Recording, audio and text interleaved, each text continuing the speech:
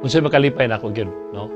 Ang makalipay gyud nako nga makakita bitaw ko sa mga bata nga magdula unya ang dapit mapuno sa bahakhak ug katawa sa mga kabataan.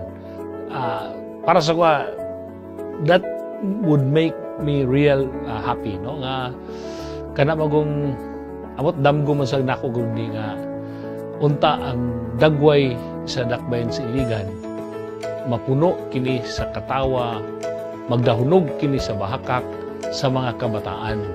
Tungod kay ang mga kabataan walay gikahadlukan o ang ilang kaugmaon hayag kaayo sa tanan, no? So if I see children at play, magbahakak, magkatawa, mapuno ang dagway sa iligan sa kalipay sa mga kabataan, mao ni makapalipay nako, no?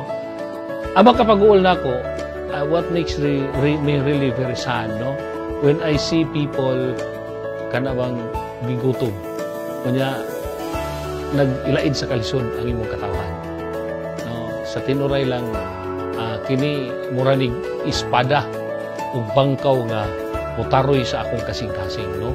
Murag magdugo gyud ang akong kasing-kasing maglantaw nini nga naay mga tao nga nag-antos sa tumang kalisod ug kapitos.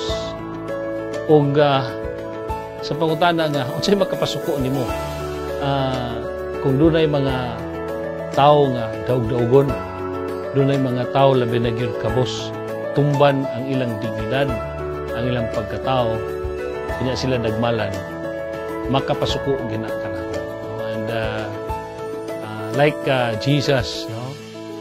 Wala girespetuhi ang iyang templo because akong lantaw, it's the people are the temple of God, especially the poor.